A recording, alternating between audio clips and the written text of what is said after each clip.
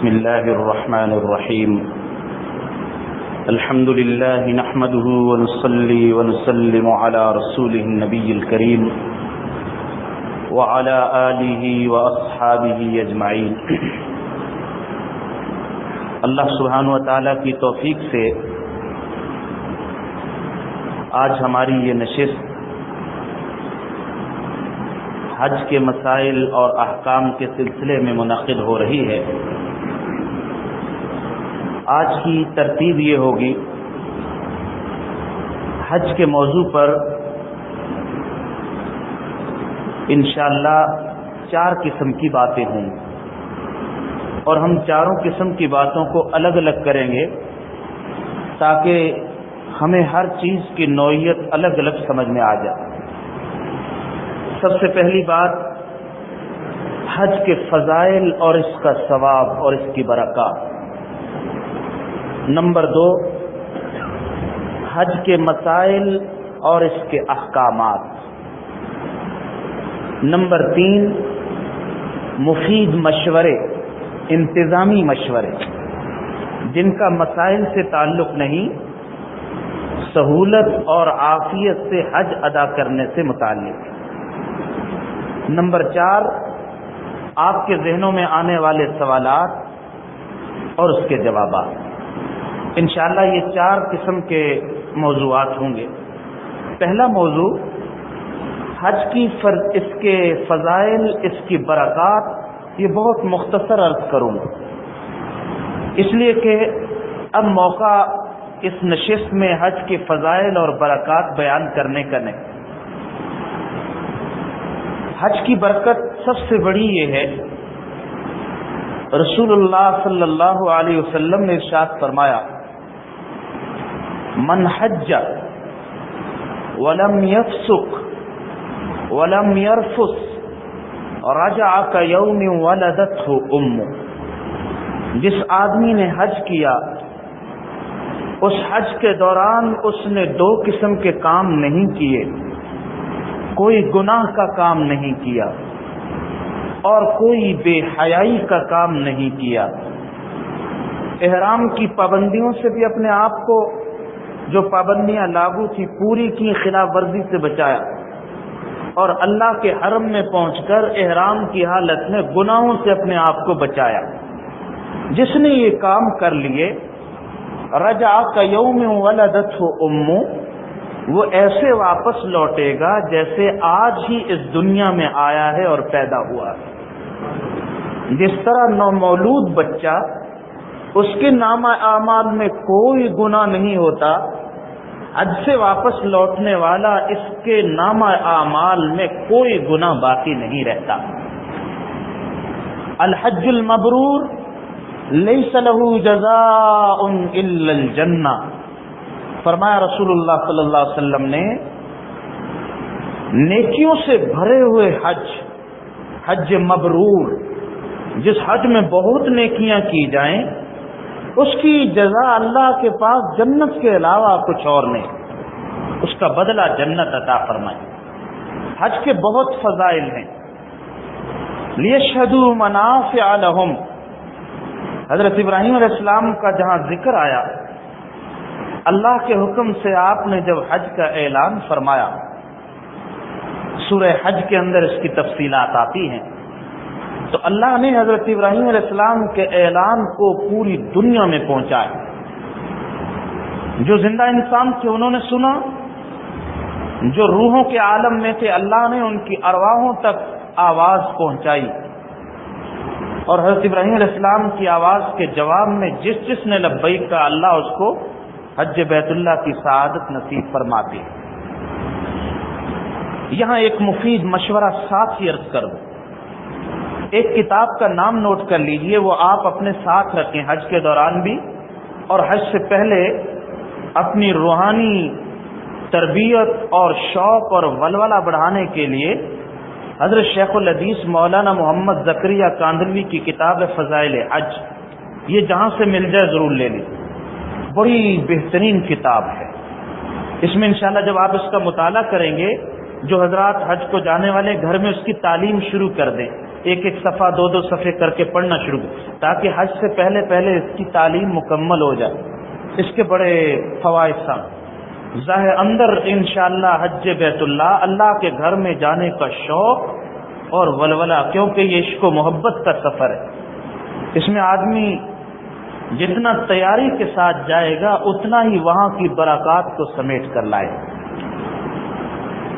اس کتاب کا مطالعہ اور اس کی تعلیم گھر میں ہو.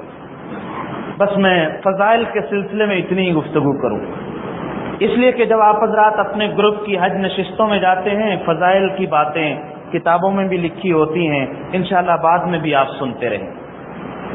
دوسری چیز جو سب سے اہم ہے وہ مسائل ہے. حج ادا کس طرح سے کریں، اس کو میں تفصیل سے عرض کروں. حج کے مسائل، فضائل سے کسی چیز کی قدر و قیمت کا اندازہ ہوتا ہے اور مسائل سے اس چیز کی قیمت کی ادائیگی ہو جاتی ہے. جیسے ہم اگر بازار جائیں، جو دکاندار اپنے کپڑے کے بارے میں، چیز کے بارے میں گفتگو کرتا ہے، صاحب یہ اتنا اچھا، یہ ایسی وہ فضائل کہلاتے ہیں. اس سے اس کی ویلیو کا پتہ چل جاتا ہے یہ کتنی قدر و قیمت والی. لیکن ملتی نہیں ہے. ملتی اس وقت ہے جب اس کو ہم پیسے ادا کریں. تو یوں سمجھ لیجئے ہر چیز کی، ہر عمل کی ایک فضیلت ہوتی ہے، ایک مسئلہ ہوتا ہے. فضیلت سے تو اتنی بات پتہ چلتی ہے یہ کتنی قدر و قیمت والی چیز ہے، لیکن ملتی نہیں جب تک کہ مسئلے پر عمل نہ کیا جائے. جب مسئلے پر عمل، حکم پر عمل کریں گے اس چیز کی ادائیگی ہو جاتی ہے، وہ ہمیں وصول ہو جاتی ہے. اس لیے فضائل سے قدر و قیمت کا اندازہ ہوتا ہے اور مسائل سے اس کی قیمت کی ادائیگی ہو جاتی ہے. مسائل میں یہ بات بیان کرنا ضروری ہے، حج کی 3 اقسام ہیں. نمبر 1 حج افراد، نمبر 2 حج تمتع، نمبر 3 حج قران. کیونکہ عام طور سے حجاج اکثر تقریباً سارے کے سارے وہ حج تمتع کرتے ہیں. میں حج تمتع کا تفصیل سے طریقہ عرض کروں، لیکن تعریفیں میں تینوں کی عرض کر دوں. حج افراد کا معنی یہ ہے کہ کوئی شخص میقات سے، میقات اس جگہ کو کہا جاتا ہے جہاں سے پہلے پہلے احرام باندھنا لازم ہے، وہاں سے احرام کے بغیر نہیں گزر سکتے، اس جگہ کو میقات کہتے ہیں. میقات سے اگر کوئی شخص صرف حج کی نیت کرے اور حرم کعبہ میں پہنچ کر صرف حج کرے، عمرہ نہ کرے، اس حج کو حج افراد کہا جاتا ہے. اس کا مطلب تنہا حج ادا کرنا. افراد کا معنی اکیلے حج ادا کرنا. یہ عام طور سے اس وقت ہوتا ہے جب کسی کی بالکل آخری فلائٹیں ہوں. کوئی 7 ذی الحج کو جا رہا ہے، کوئی 6 کو پہنچا شام کو، وہ افراد کرتے ہیں. اس سے پہلے جانے والے عام طور سے پہلے عمرہ کر کے احرام کھول دیتے ہیں، پھر دوبارہ حج کا احرام باندھتے ہیں. ٹھیک ہے نا. حج تمتع کا معنی یہ، تمتع کا معنی ہوتا ہے فائدہ اٹھانا. ایک ہی سفر میں آدمی اگر عمرہ بھی ادا کرے اور ساتھ ساتھ حج کرے، اس کو حج تمتع کہتے ہیں. اور حج قران کا معنی حج اور عمرے کو ملا دینا، دونوں کے احرام کو، دونوں کی نیتوں کو. یعنی یہاں سے آدمی عمرے اور حج کی دونوں کی نیت ساتھ ساتھ کرے، پھر وہاں جا کر عمرہ کرنے کے بعد اس کا احرام کھلے گا نہیں، اسی احرام کے ساتھ حج ادا کرے. اس کو قران کہا جاتا ہے. یہ مجاہدے والا حج ہے، یہ خاص لوگ کرتے ہیں. اس لیے ہم جو حج کریں گے اور عمومی طور پر جو حج کیا جاتا ہے وہ حج تمتع ہوتا ہے، جس میں آدمی یہاں سے حج کرنے کے لیے جب حرم بیت اللہ پہنچتا ہے تو حج عمرہ کرنے کے بعد وہ اپنا احرام کھول لیتا ہے.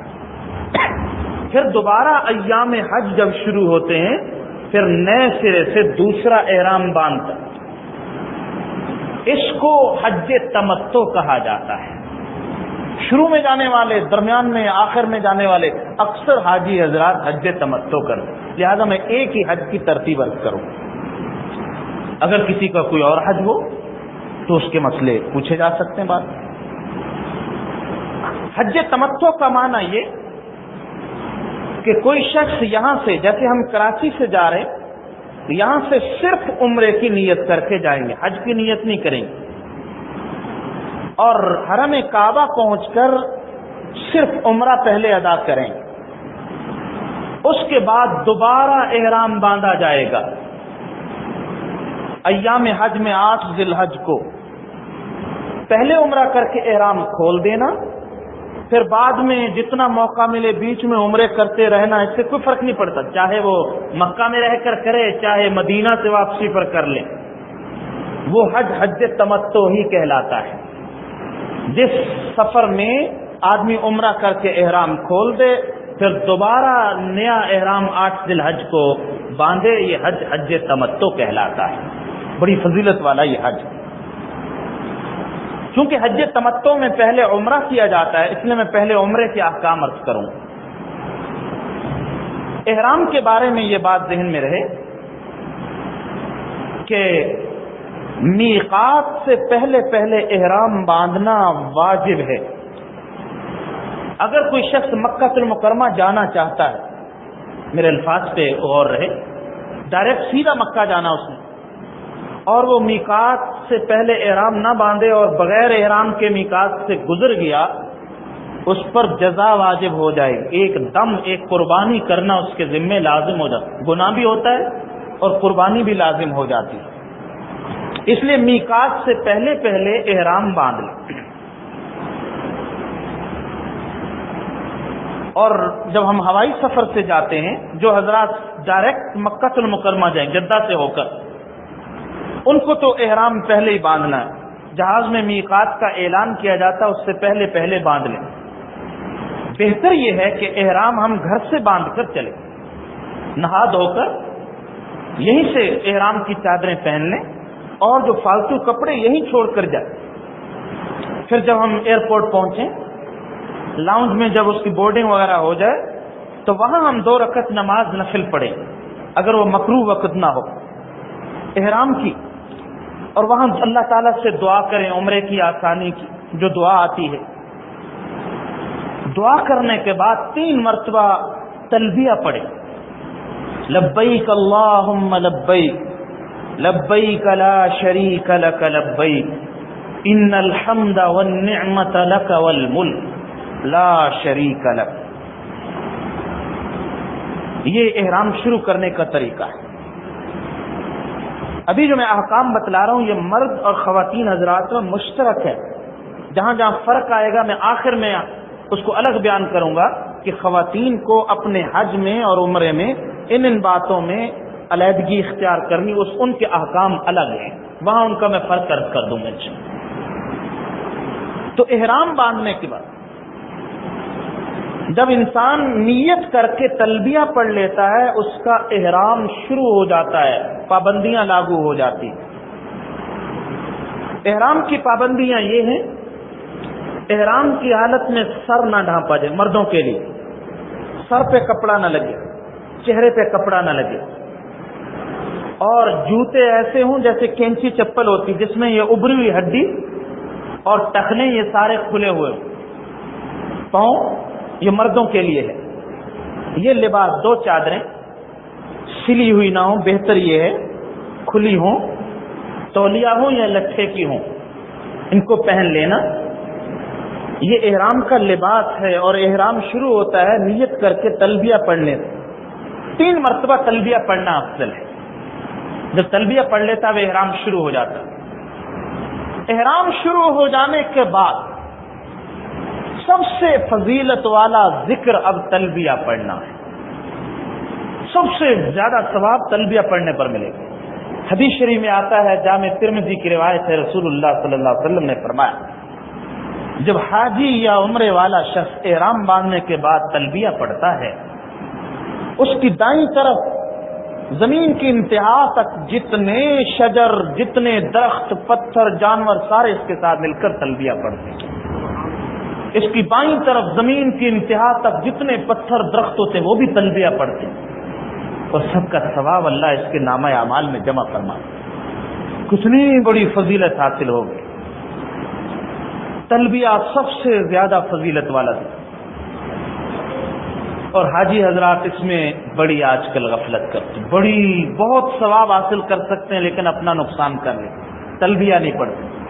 ہونا یہ چاہیے جہاز کے اندر، ایئرپورٹ میں جب وہ گروپ گزر رہے ہوں، تلبیہ کی صدائیں، آوازیں گونج رہی ہیں، جہاز میں سوار ہوں تلبیہ پڑھیں، جہاز نیچے لینڈ کر رہا ہو تلبیہ پڑھیں، ایئرپورٹ پہ پہنچے تلبیہ، بس میں سوار ہوں تلبیہ، چڑھائی پہ چڑھ رہے ہو تلبیہ، نیچے اترے تلبیہ پڑھتے رہنا.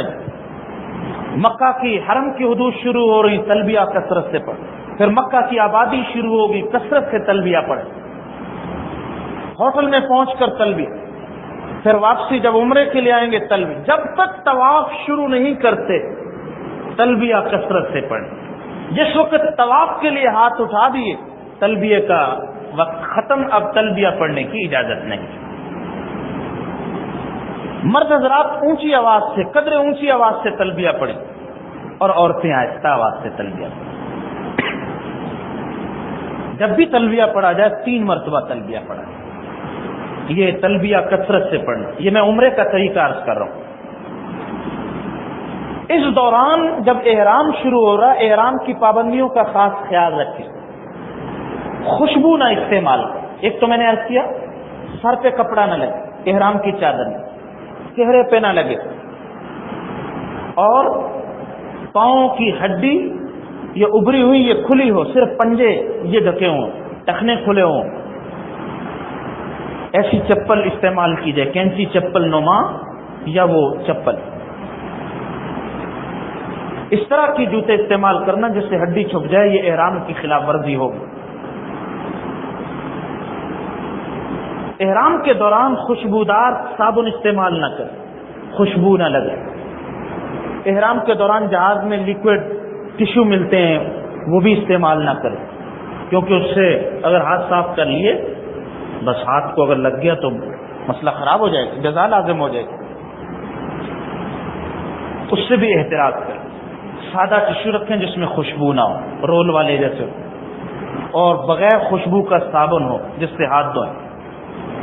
جب تک احرام میں بیت اللہ شریف کے پردوں سے غلاف سے نہ چمٹیں.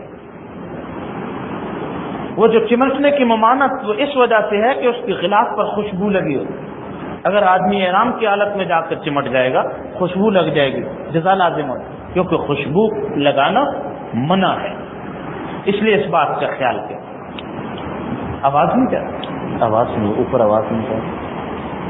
ذرا دیکھیے اسپیکر نہیں جی. کہاں؟ اس کے اوپر ہے اس کا؟ ہاں وہ لگا دیجیے.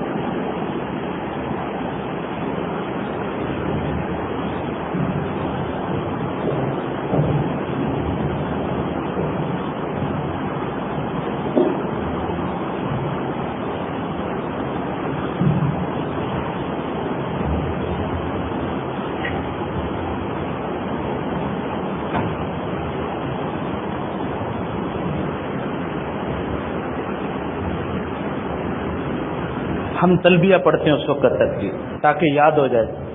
میرے ساتھ پڑھیں گے لبیک اللہم لبیک.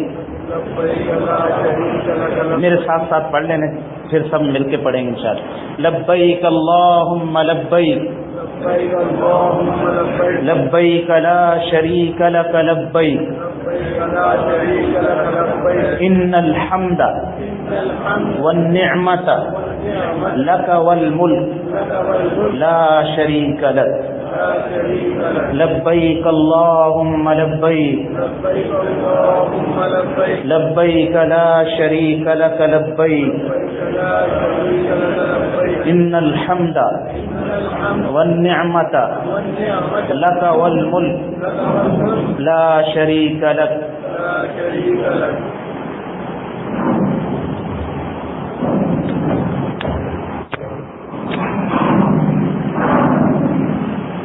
اس کو بھی رکھنا تھا اوپر ہے اس کا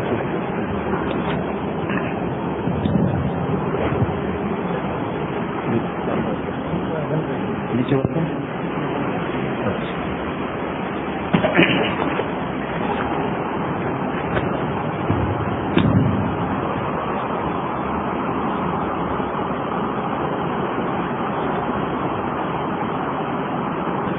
عمرے کا طریقہ آپ حضرات کے سامنے بیان ہو رہا، آواز تھوڑی کم کر.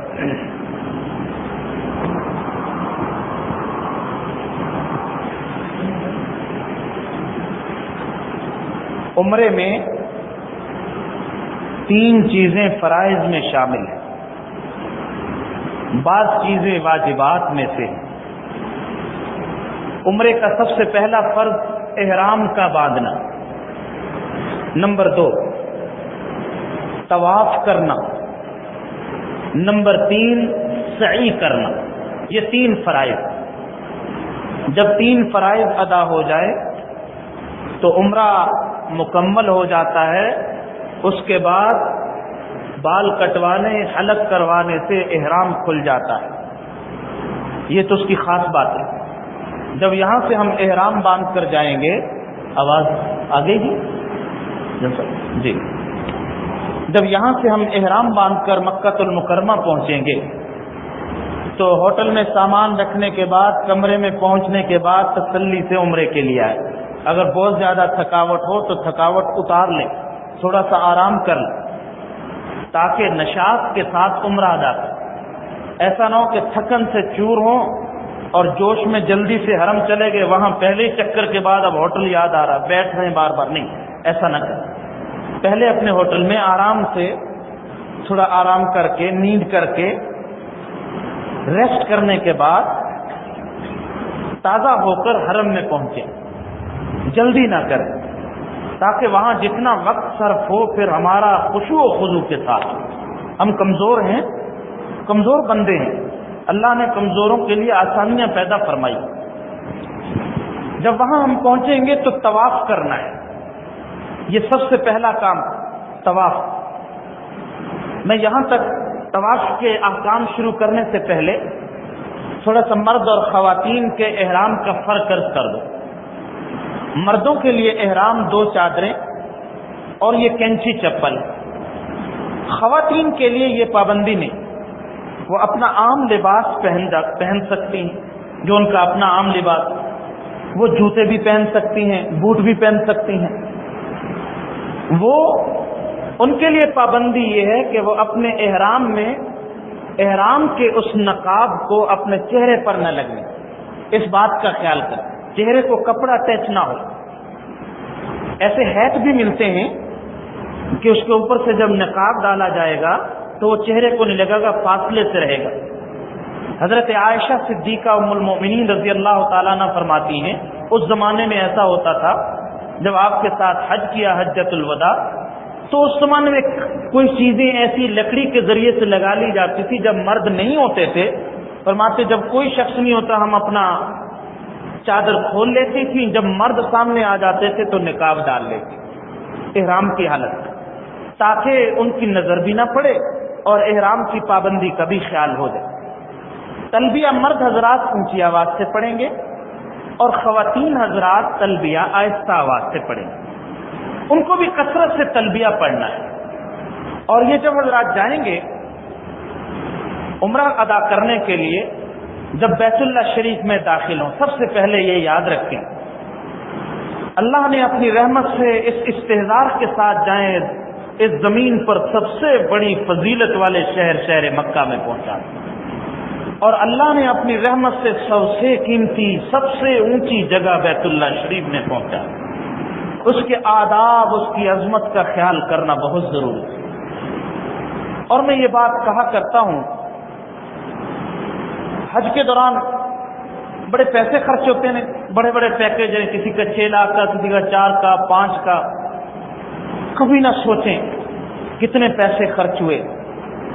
جب بندہ بیت اللہ شریف میں پہنچ جاتا ہے اور ایک نظر اللہ کے گھر پہ ڈالتا ہے، سارے پیسوں کی قیمت وصول ہو جاتی ہے.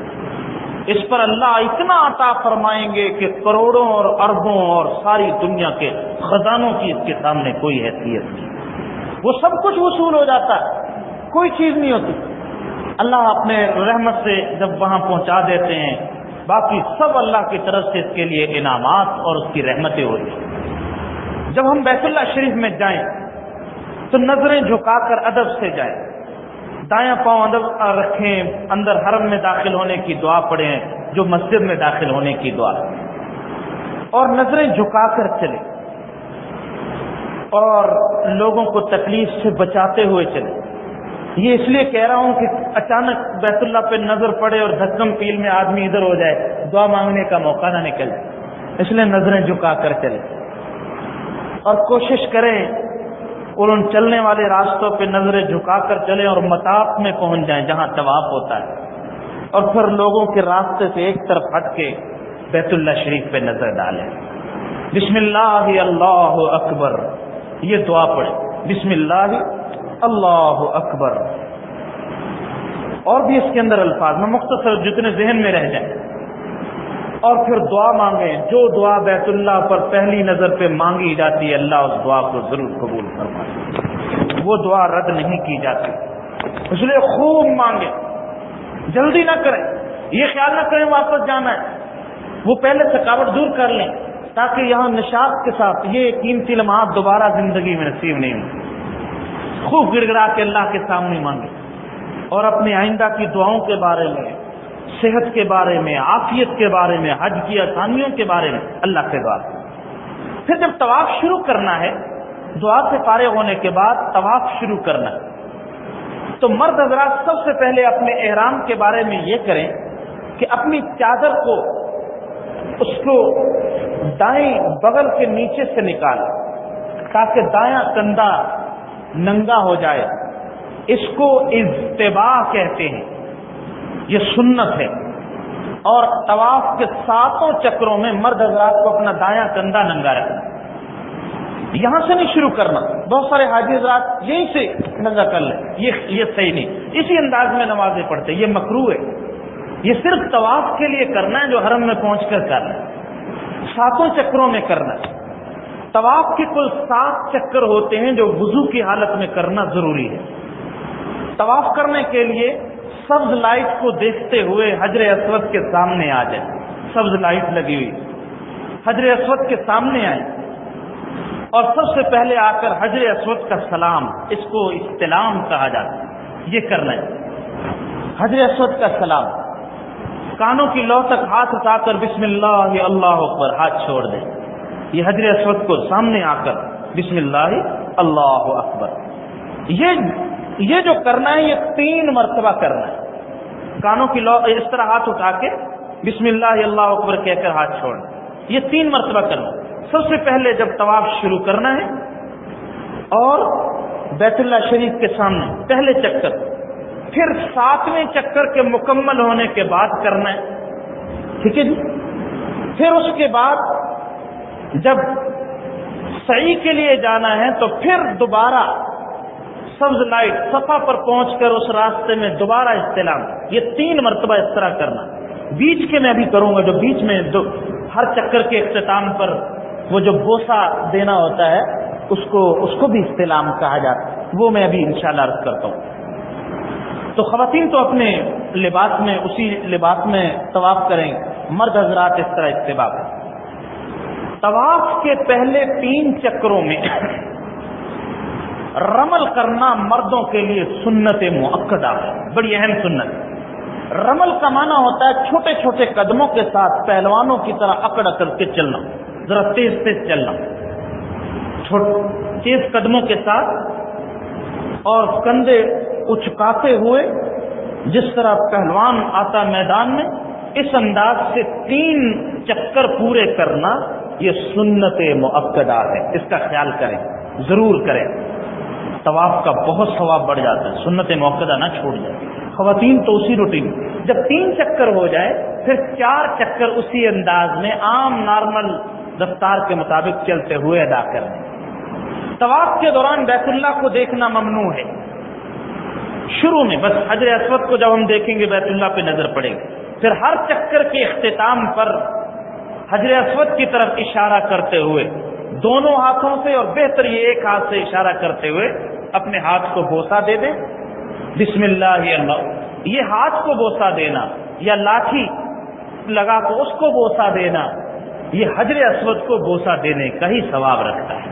جس طرح ایک آدمی وضو نہیں کر سکتا, اللہ نے اس کے لیے تیمم کی اجازت دی ہو تو تیمم میں وہی ثواب ملتا ہے جو وضو میں. اسی طرح جو آدمی حجر اسود کو چوم نہ سکے اس کو حجر اسود کی طرف اشارہ کر کے، یوں اشارہ کر کے کہ جس طرح حجر اسود پہ ہاتھ رکھیں پھر ہاتھوں کو بوسہ دینا، یہ ایسے ہی ہے جیسے حجر اسود کو بوسہ دے دینا، اس کا وہی ثواب۔ تو طواف کا طریقہ دوبارہ عرض کرو، سب سے پہلے کندھے ننگے کر، اس کے بعد 3 چکروں میں رمل کرنا، جس کا معنی اکڑ اکڑ کے پہلوانوں کی طرح تیز قدموں سے چلنا، پھر 4 چکر اپنی نارمل رفتار کے مطابق ادا کرنا۔ شروع میں یوں کرنا، طواف شروع کر دے بسم اللہ اللہ پر ہاتھ چھوڑ دینے، یہ حجر اسود کا سلام ہے، اس کے بعد یوں ہاتھ لگا کر اشارہ کر کے ہاتھوں کو چومنا، ٹھیک ہے، یہ 2 مرتبہ۔ پھر پہلا چکر جب پورا ہو جائے گا پھر دوبارہ اشارہ دونوں ہاتھوں سے حجر اسود کے سامنے آ کر اس لائن گرین لائٹ کو اپنے پیچھے رکھتے ہوئے پشت کی طرف حجر اسود کی طرف منہ کر کے یا ایک ہاتھ سے اشارہ کر کے اپنے ہاتھوں کو بوسہ دے دینا۔ اسی طرح دوسرے چکر کے بعد، تیسرے چکر کے بعد، چوتھے چکر کے بعد، 5ویں چکر کے بعد، 6ٹھے چکر کے بعد، 7ویں کے بعد اور 8ویں کے بعد یوں ہاتھ اٹھا کر اللہ اکبر۔ یہ کتنی مرتبہ ہو گئے جی؟ بسم اللہ اللہ اکبر، ہاتھ اٹھا کر ہاتھوں کو چومنا، یہ اشارہ کرنا طواف میں 8 مرتبہ ہو، شروع اور آخر میں 7 چکروں کے اور ایک آخری، یہ 8 اور 9واں اس وقت کرنا جب سعی کے لیے ہم نے جانا، کل 9 مرتبہ حجر اسود کو دیکھ کر بسم اللہ اللہ اکبر پڑھنا، یہ خیال رہے، ٹھیک ہے نا جی، یہ ترتیب ذہن میں رہے۔ طواف مکمل، طواف کے دوران پڑھنا کیا ہے؟ طواف کے دوران تیسرا کلمہ پڑھیں، قرآن پاک پڑھیں، درود شریف پڑھیں، اردو میں، پنجابی، پشتو میں دعائیں مانگیں، جو چاہیں اللہ سبحانہ و تعالیٰ سے مانگ۔ بس طواف کے دوران خیال کرنا ہے کہ بیت اللہ کی طرف نظر نہ ہو، پیٹھ اس طرح انسان کا سینہ نہ پھرے، بیت اللہ کی طرف پشت نہ ہو، بس طواف کرنے والا نماز کے حکم میں ہوتا ہے اس انداز میں طواف کرے۔ بیت اللہ کے 4 کونے ہیں، ان میں سے جو کونا حجر اسود سے پہلے آتا اس کو رکن یمانی کہا جاتا۔ رکن یمانی کو بوسہ دینا کوئی سنت نہیں، رکن یمانی کو بوسہ نہیں دینا، اور اسی طرح رکن یمانی کی سنت یہ ہے کہ جب ہم اس کونے تک پہنچ جائیں تو اس کے نہ بھی رکن یمانی کو اشارہ کرنا، وہاں سے گزرتے ہوئے ربنا آتنا فی الدنیا حسنہ وفی الآخرۃ حسنہ وقنا عذاب النار پڑھنا حجر اسود تک۔ یہ طریقہ میں نے طواف کا، ذہن میں جو سوالات آتے ہوں گے آپ محفوظ رکھیے گئے آخر میں انشاءاللہ۔ طواف مکمل ہونے کے بعد طواف کی 2 رکعتیں نماز ادا کرنا واجب ہے، یہ طواف کی واجب۔ مقام ابراہیم پر پڑھنا افضل ہے لیکن پورے حرم میں ادا کرنا جائز۔ مقام ابراہیم پہ رش ہو یا وہاں طواف ہو رہا ہو تو ضد نہ کریں، وہ وہاں شرطیں منع کرتے ہیں تاکہ طواف والوں کا تو پورے حرم میں جہاں آسانی سے جگہ مل جائے بے کوشش کریں کہ مقام ابراہیم سامنے آ جائے اور بیت اللہ بھی سامنے وہاں ادا کر لیں، یہ 2 رکعت، پھر اللہ سے مانگیں۔ یہ ایک ایک لمحہ، ایک ایک مقام قبولیت دعا کا مقام ہے، آدمی کس کس موقع کو، وہ آخر میں کروں گا جہاں خاص کوئی دعا اللہ تعالیٰ رد نہیں فرماتے وہ کون کون سی جگہیں۔ طواف مکمل ہونے کے بعد اب آب زمزم پینا یہ سنت ہے، تو جہاں بیت اللہ کے مطاف کی دیواروں کے ساتھ زمزم کی ٹونٹیاں لگی وہاں آ جائے، وہاں زمزم پیے۔ مشورہ یہ ہے کہ ٹھنڈا نہ پیے، نارمل پیے، نارمل پینے سے آدمی اس کو باہر جانے کی ضرورت پیش نہیں آئے گی، اور پینے کے بعد اپنے سر پہ ملے، آنکھوں کے اندر ڈالے، کان کے اوپر، چہرے پر ملے، بازوؤں پہ، اپنے سینے پر، گردن میں، پاؤں، سب جگہ جسم میں جہاں تک ممکن ہو زمزم کے چھینٹے مارے، یہ تبرک حاصل کرنا مستحب۔ اور زمزم، یا میں بعد میں عرض کروں گا زمزم کی سنت کیا ہے کہ زمزم کو خوب سیر ہو کر پینا، یہ حتیٰ کہ یہ جو انسان کی پسلیاں یہ کوکھیں ہوتی یہ بھی پر ہو جائیں، اتنا پینا یہ سنت ہے، یہ ایمان کی علامت۔ لیکن یہ آخر میں عرض کروں گا یہ کب پینا ہے۔ تو طواف مکمل ہونے کے بعد مقام ابراہیم پر نماز اور زمزم سے فارغ ہونے کے بعد عمرے کا تیسرا فرض اور آخری فرض ادا کرنا ہے صفا مروہ کی سعی۔ صفا اور مروہ کے درمیان 7 چکر لگانے. سب سے پہلے صفا پر آنا، صفا سے لے کر مروہ تک، جیسے یہ صفا یہ مروہ، صفا سے مروہ تک 1 چکر، مروہ سے صفا دوسرا چکر، پھر صفا سے مروہ تیسرا چکر، حتیٰ کہ جو 7واں چکر ہوگا وہ مروہ پہ جا کر ختم ہوگا. تو صفا اور مروہ پہ کیا کرنا ہے؟ صفا پر پہنچ کر سب سے پہلے کوشش کرنی بیت اللہ کو دیکھنا ہے، بیت اللہ کی طرف منہ کر کے دعا پڑھنے، اللہ کی حمد و ثنا، درود ابراہیمی، اللہ کا ذکر، یہ خاص مقام ہے قبولیت کے، یہاں دعا مانگو. پھر یہاں سے جب ہم صحیح کریں گے عام روٹین کے مطابق، جب سبز نشان آ جائیں، سبز لائٹیں، تو مردوں کو ذرا لپک کر چلنا تیز قدموں کے ساتھ، جیسے دوڑنے کے قریب ہوتا ہے، اس انداز سے وہ جگہ تیز چلے. خواتین اپنی رفتار، ان کو لیے دوڑنا منع ہے. مروہ پر پہنچ کر وہی عمل دہرانا جو ہم نے صفا پہ کیا، یعنی بیت اللہ کی طرف منہ کر کے اللہ کی حمد و ثنا، درود ابراہیمی اور دعائیں مانگنا، یہ کام مروہ پر. پھر مروہ سے صفا، ہر چکر پر وہاں رک کر یہ اس طرح اللہ سے دعائیں مانگ. اس طرح جب 7 چکر پورے ہو جائیں گے تو صفا مروہ کی سعی کا عمل مکمل ہو جائے گا. جب یہ سعی مکمل ہو جائے تو چونکہ عمرے کے فرائض پورے ہو جاتے ہیں، اب احرام کھولنا ہے. احرام کھولنے کے لیے مرد حضرات کو حلق کروانا، یعنی استرے اور بلیڈ سے سر صاف کروانا، یہ افضل ہے. جو حج اور عمرے کے لیے احرام کھولتے ہوئے حلق کرواتا ہے، آن حضرت صلی اللہ علیہ وسلم نے اس کے لیے 3 مرتبہ دعا فرمائی، یا اللہ اس پہ رحم فرما، اس پہ رحم فرما، اس پہ رحم فرما. اور 1 مرتبہ دعا کی اس کے لیے جو کینچی سے بال کٹواتے ہیں، جس کو قصر کہا جاتا ہے. لیکن حلق یاد رکھیے افضل ہے، اور کینچی سے بال کٹوانے میں پورے سر کے بال 1 پورے کی بقدر کٹوانا لازم. وہاں بعض جگہوں پہ ایسا ہوتا ہے سر کے بال پکڑ کے 2 ادھر سے کاٹے، 2 ادھر سے، 2 ادھر سے، یہ ممنوع، اس کی کوئی حیثیت نہیں. وہاں بھی ائمہ حرم میں منع کرتے ہیں یہ کام نہ کرے، اس سے احرام نہیں کھلتا. اگر لباس پہن لیا تو دم واجب ہو جائے گا احتیاط، اس لیے پورے بال سر کے کینچی سے کٹوا لیں. اور اگر 1 پورے سے چھوٹے بال رہ گئے تو پھر حلق ہی لازمی، اس کے علاوہ کوئی اور چارہ نہیں. حلق کروانا یہ افضل ہے. خواتین حضرات خود یا ان کا محرم جب وہ ہوٹل میں پہنچے، وہاں پہنچ کر وہ اپنے سر کے بال کھولے، اور پورے سر کے بال کھولنے کے بعد جو پچ حصے میں آتے ہیں 1 پورے کی بقدر کینچی سے سارے بال آخر سے کاٹ. دوسرا عمرہ کرے 1 پورے کی بقدر بال اور کاٹ. اس طرح یوں کرنا کہ آخر سے لپیٹ کر تھوڑے سے بال انگلی پہ لپیٹ لینا، کاٹ لینا، یہ صحیح نہیں. اس میں چوتھائی بال نہیں کرتے. اس لیے پورے بال کھولنے کے بعد آخر سے 1 پورے کی بقدر ان کا محرم، ان کے بھائی، بیٹا یا شوہر، وہ کینچی لے کر ان کے بال کاٹ سکتا ہے. ٹھیک ہے نا؟ یہ اس انداز سے بال کاٹ، خود بھی وہ کاٹ سکتی، خواتین ایک دوسرے کا بال بھی کاٹ سکتی، اس کی کوئی پابندی نہیں. اس طرح احرام مکمل ہو جائے. اس کے بعد خوشبو والے صابن سے نہائیں، عام لباس میں رہیں، کثرت سے بیت اللہ کا طواف کریں. جتنی بھی اللہ تعالیٰ سعادت نصیب فرمائے، وہاں کی سب سے فضیلت والی عبادت طواف کرنا. عمرہ مکمل ہونے کے بعد حج تک جو وقت ملتا ہے، اس میں اور بھی عمرے کیے جا سکتے ہیں. اور عمرے کرنے کے لیے مسجد عائشہ بھی جا سکتے ہیں اور مسجد جیرانہ بھی جا سکتے ہیں. مسجد جیرانہ وہ مقام ہے جو طائف کے رستے میں آتا ہے. مکہ المکرمہ سے تقریباً آدھے گھنٹے کی ڈرائیو ہے. اب بہت جاتے لوگ، پہلے کوئی جاتا تھا، ٹیکسیاں بھی جاتی.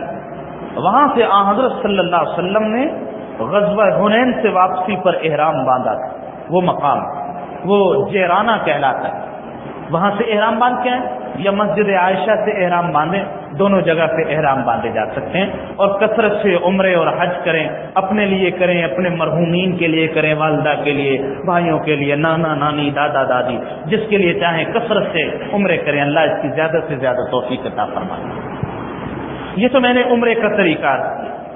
حج تمتع میں پہلا حصہ کیا ہے جی؟ عمرہ. دوسرا حصہ وہ حج کا ہے. حج کا حصہ ذرا لمبا ہے. اب میں حج کی طرف آتا ہوں.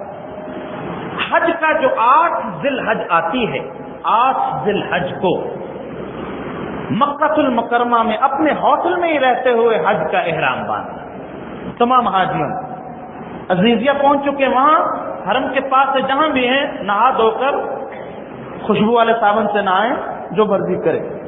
بس احرام شروع ہونے کے بعد، تلبیہ ہونے کے بعد خوشبو منع، اس سے پہلے منع نہیں ہوتی۔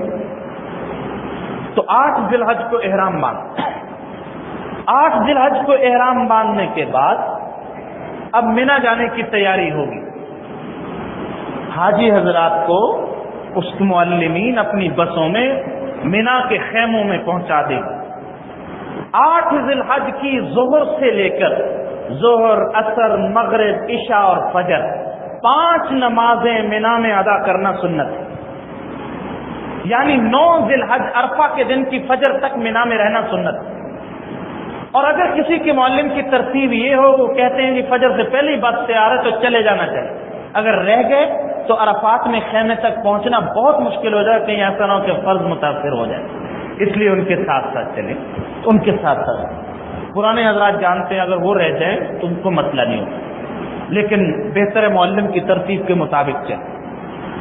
5 نمازیں سنت ہیں، لیکن میرے بھائیوں مینا میں رہ کر جب احرام شروع ہو گیا، کام کیا کرنا ہے؟ کثرت سے تلبیہ پڑھیں، گفتگو نہ کریں، سیاسی گفتگو نہ کریں، تبصرے نہ کریں، یہ وقت اتنا قیمتی اللہ نے نصیب فرمایا ہے، یہاں دعائیں کریں ملک و ملت کے لیے، اس کا بڑا فائدہ ہوگا، اس وقت کو ضائع نہ کریں۔ پورے حج کے سفر میں ایک قرآن پاک تلاوت میں ضرور ختم کریں، یہ مشورہ ذہن میں رہے۔ مکہ سے شروع کریں، مینا میں کثرت سے پڑھیں، ہر نماز کے بعد قرآن پاک کی تلاوت کریں۔ اس طرح جب 9 کی فجر ہو جائے گی، 9 ذی الحج اور عرفہ کا دن فجر تک مینا میں، اب اس کے بعد حج کے رکن اعظم، سب سے بڑے رکن کے لیے میدان عرفات میں جانا۔ میدان عرفات میں جب ہم پہنچے، رات کو پہنچ جائیں یا صبح کے وقت پہنچے، 9 بجے، 10 بجے، 8 بجے، وقوف عرفہ تک آرام کریں، خیموں میں کام نہ کریں، عبادات زیادہ محنت نہ کریں، آرام کر لیں، کیونکہ ابھی وقوف کا وقت شروع ہونا ہے، ابھی وقوف کا وقت نہیں۔ لیکن جس وقت زوال کا وقت ہو جائے تو اس وقت اب وقوف کا وقت، کھانے پینے سے پہلے فارغ، کوشش کریں کم سے کم کھائیں، یہ 2-4 دن تم بہت کم کھائیں، مغزیات کوئی اس قسم کی چیزیں، خشک میوہ جات کھا لیں، روٹی کم کھائیں، چاول یہ چیزیں کم کھائیں، اس کا بڑا فائدہ ہوگا۔ اور عرفہ کے دن زوال کے وقت سے انشاءاللہ وہ وقت شروع ہو جائے گا، تو وقوف عرفہ کا وقت زوال سے لے کر مغرب کی نماز، مغرب تک عرفہ کے میدان میں رہنا، مغرب سے پہلے میدان عرفات سے نہیں نکلنا، چاہے وہ کہیں جی آ جاؤ بسیں تیار ہیں، نہیں نکلنا، عرفہ کی مغرب وہاں ہونی چاہیے۔ عصر اور ظہر کی نماز خیموں میں اپنی اپنی نماز ادا کریں، ظہر کی ظہر کے وقت میں، عصر کی عصر کے وقت میں، وہاں نماز ادا کریں۔ لیکن اگر مسجد نمرہ میں نماز پڑھنے کا موقع ملے تو پھر وہاں کی ترتیب کے مطابق وہ جمع کریں۔ جمع کرنے کے لیے ضروری ہے کہ امام مسجد نمرہ ہو اور وہاں کے امام کے پیچھے نماز ہو۔ اگر جب اپنی اپنی پڑھیں گے پھر اپنی الگ الگ نماز ادا کریں، جماعت کے ساتھ نماز ہو۔ وقوف عرفہ کے لیے بس کھڑے ہو، وقوف کا معنی ہوتا ہے کھڑے ہو کر اللہ سے مانگو، جتنا ہو سکے کھڑے ہو کر صلاۃ التسبیح پڑھیں۔ میں نے جو شب قدر کے معمولات میں عرض کیا تھا نا جی، یاد ہوگا جی، 2 رکعت نماز صلاۃ استغفار، 2 رکعت صلاۃ شکر، 2 رکعت صلاۃ التوبہ، 2 رکعت صلاۃ حاجت، وہ جو نمازیں میں انشاءاللہ ایک پرچے پر بھی لکھ دوں گا، اور آپ ذرا رابطہ کر لیجئے، 4-5 دنوں میں پورا پرچہ معمولات کا بنا دوں گا، وہ اپنے ساتھ رکھیے جس جگہ بھی ہو، تاکہ وہ میدان عرفات میں آپ فوٹو اسٹیٹ کر کے اپنے دوسرے ساتھیوں کے لیے وہ میں ایک ترتیب پوری لکھ دوں گا انشاءاللہ۔ عرفہ کے وقت کو ضائع نہ کریں، دنیا کا سب سے قیمتی ترین وقت وہ جو زوال سے شروع ہو گیا، جیسے جیسے وہ عصر کا وقت ہو جائے گا، غروب کا اس کی قیمت، اس کی روحانیت بڑھتی چلی جائے گی۔ جو مانگیں گے اللہ سبحانہ و تعالیٰ عطا فرماتے ہیں۔ میدان عرفات میں کسی کی دعا کو رد نہیں کیا جاتا، ایسا میدان۔ پھر وقوف جب مکمل ہو گیا تو اب ہم مزدلفہ آئیں گے، ٹرین کے ذریعے، بس کے ذریعے، جس طرح سے بھی مزدلفہ پہنچے۔ مغرب کی نماز عرفات میں ادا نہیں کرنی، بلکہ میدان مزدلفہ میں پہنچ کر 2 نمازوں کو اکٹھا ادا کرنا ہے، دونوں نمازیں جماعت کے ساتھ پڑھیں، اکٹھی نمازیں ادا کریں۔ عشاء کے وقت میں راستے میں مغرب کی نماز پڑھنا منع ہے، کسی جگہ مغرب نہیں پڑھنی۔ عشاء کے وقت میں آ کر میدان مزدلفہ میں 2 نمازیں۔ مزدلفہ میں یہ نہ دیکھیں کہ لوگ کہاں اترے ہوئے بیٹھے ہیں، بہت سارے غلطی ہو جاتی ہے۔ جب تک وہ بورڈ نظر نہ آئے مزدلفہ کی حدود کے، کہیں نہ بیٹھے راستے میں، مزدلفہ کے اندر پہنچیں. اور میرا مشورہ یہ ہے رات کو جتنا چلنا ہے چل لیں, مزدلفہ کے آخر تک پہنچ جائیں, آخری. اور ایک بات مشورے کی بڑی مفید بات ذہن میں رکھیے گا کہ مزدلفہ میں, میدان مزدلفہ میں 2 قسم کی لائٹیں, ایک سفید اور ایک سرخ, یہ یلو لائٹیں. جو سفید لائٹیں یہ میدان کی ہیں, جو یلو لائٹیں ہیں یہ راستے کی, پیدل چلنے والے راستے کی. آپ کوشش کریں ان لائٹوں کو دیکھ کر چل چل کر ان پیدل والے راستے پر پہنچ جائیں, کیونکہ آپ کو سواری نہیں ملے گی, آپ کو پیدل ہی مینا میں جانا ہے. اس لیے پیدل والے راستے کے جتنا قریب آ جائیں گے اتنا ہی اچھا ہوگا, تاکہ صبح نکلنے میں آسانی ہو اور مینا پہنچنے میں آسانی ہو. یہاں پہنچ کر رات کو میدان مزدلفہ میں بھی اور عرفات میں بھی صلاۃ التسبیح پڑھیں, اللہ سے مانگیں. وقوف کا وقت فجر کی نماز کے بعد شروع ہو, فجر کے وقت پہلے اٹھ کر تہجد پڑھیں, پھر فجر کی نماز جلدی جلدی اندھیرے میں پڑھ لیں, پھر کھڑے ہو کر اللہ سے دعا کریں. پھر ابھی روشنی ہو, تھوڑی سی روشنی ہو, چلنا شروع کر دیں مینا کی طرف. اب اگلا عمل جو ہوگا, مینا میں اپنے خیموں میں پہنچ کر وہاں پہنچ جائیں, سامان رکھیں, سامان تھوڑا لے جائیں, زیادہ سامان نہ اپنے ساتھ رکھیں. پیچھے والے بیگوں جو کیری کیے جاتے ہیں تھوڑا سا, اتنا مختصر سامان اتنی راحت, اتنے ہی انشاءاللہ آسانی کے ساتھ ہو, اور وہاں پہنچ جائیں. مزدلفہ میں ایک کام اور کرنا ہے کہ مزدلفہ سے آپ کنکریاں چن لیں. مزدلفہ جہاں بھی آپ انگلی ڈالیں انشاءاللہ چھوٹی چھوٹی چنے کے برابر کنکریاں مل جائیں. کل کتنے دن رمی ہوتی ہے جی؟ پہلے دن 7 کنکریاں, پھر دوسرے دن 21 کنکریاں, پھر تیسرے دن 21 کنکریاں, پھر اس سے اگلے دن 21 کنکریاں. یہ لازماً 21 21 21 کتنی ہوگی جی؟ 63, اور 7 68 70, اور 5 7 اور احتیاطاً رکھ لیں, کوئی گر جاتی ہے. 75 80 کنکریاں چن کر اپنی کسی پانی کی بوتل میں, کسی تھیلی میں, چھوٹی چھوٹی, بڑے بڑے پتھر نہ ہو, یہ بھی غلط ہے, بالکل چھوٹی نہ ہو, بس ایک چنے کے دانے کے برابر کنکریاں چن کر محفوظ کر لیں اور اپنے ساتھ رکھیں.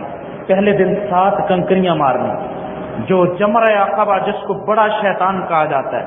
جب مزدلفہ سے مینا پہنچیں گے پہلے دن, تو مینا میں اپنا سامان رکھنے کے بعد جب کنکریاں مارنے کے لیے آئیں تو صرف ایک شیطان کو کنکریاں ماریں, 7 کنکریاں یوں ہاتھ میں پکڑ کر بسم اللہ اللہ اکبر کہہ کر پھینک دیں تاکہ اندر گر جائے.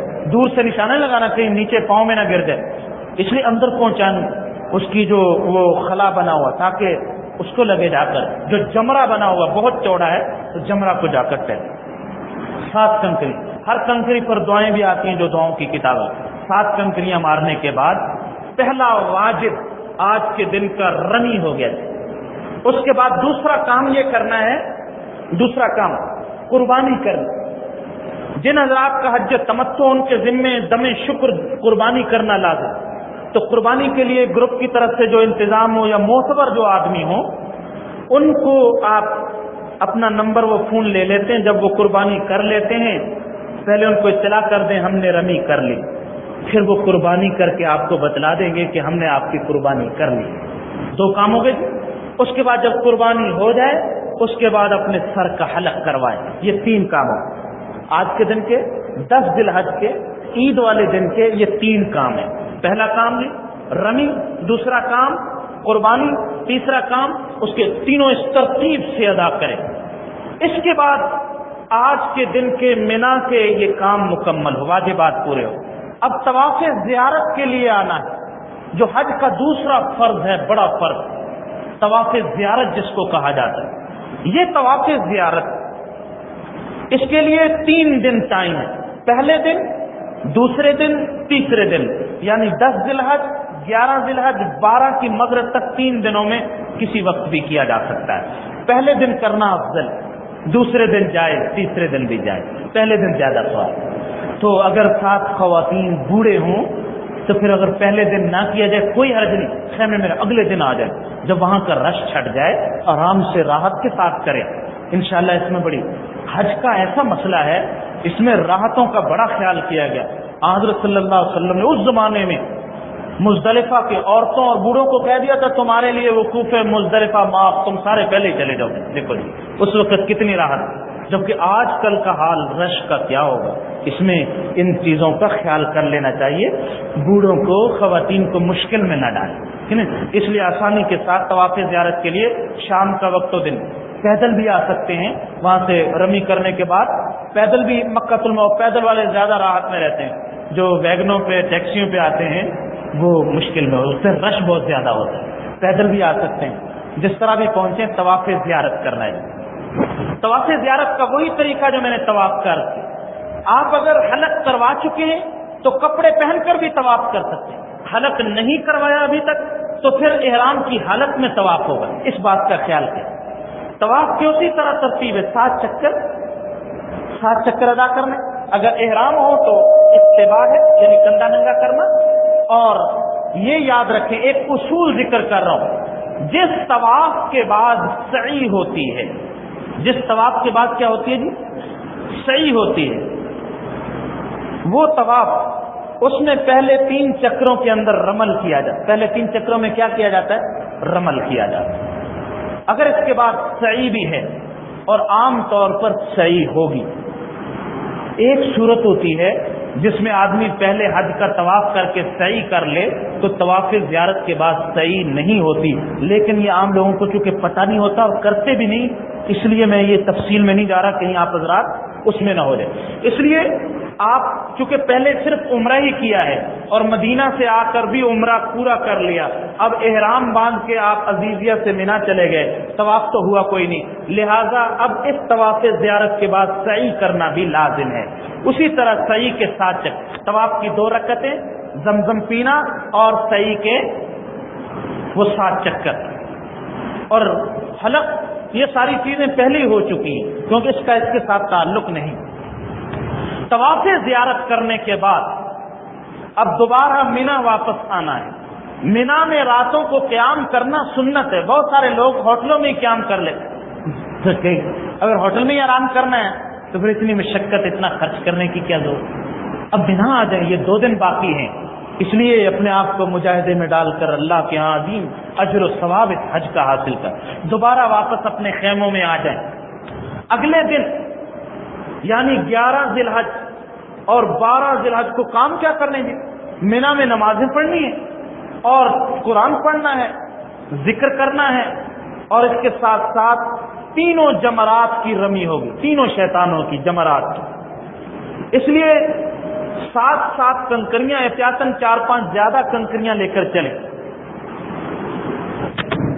اور زوال کے بعد کرنی، زوال سے پہلے نہیں۔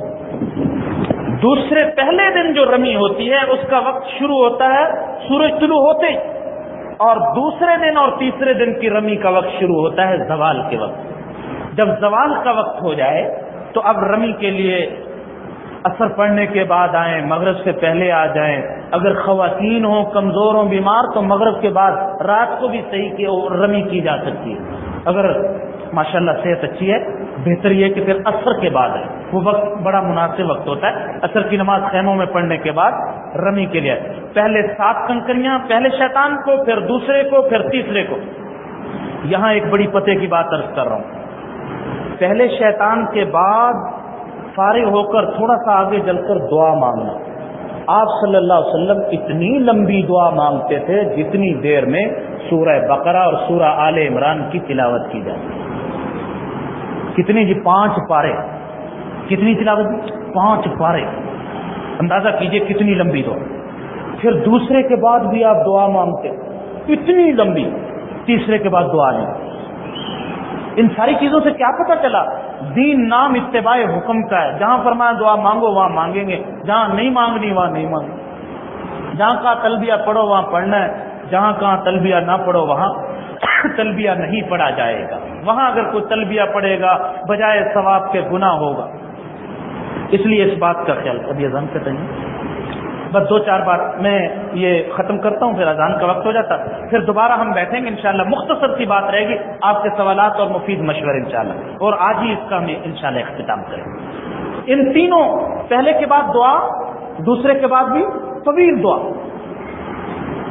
اور اسی طرح اگلے دن رمی کے بعد بھی دونوں شیطانوں کے بعد دعا۔ میں جو پتے کی بات آپ کو ہائی لائٹ کر رہا ہوں ذہن میں رکھیے، یہ جو دعا کا موقع ہے یہ بڑی قبولیت کا موقع، بہت قبولیت کا موقع، اور یہ کھاتا اور رجسٹر صرف یہ 2 دن ہی کھولا جاتا ہے۔ اس کے بعد آپ کوئی جمرات کے پاس جا کر دعا مانگے اس کے لیے وہ موقع ختم۔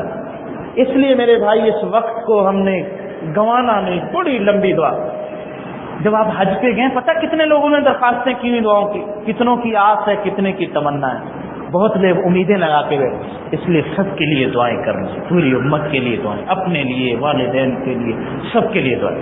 پہلے جمرے کے بعد، دوسرے کے بعد، تیسرے کے بعد دعا۔